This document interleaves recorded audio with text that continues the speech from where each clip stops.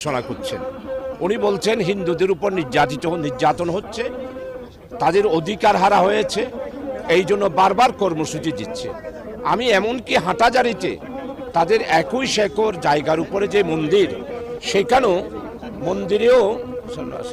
মন্দিরেও আমি সেখানে গিয়েছি।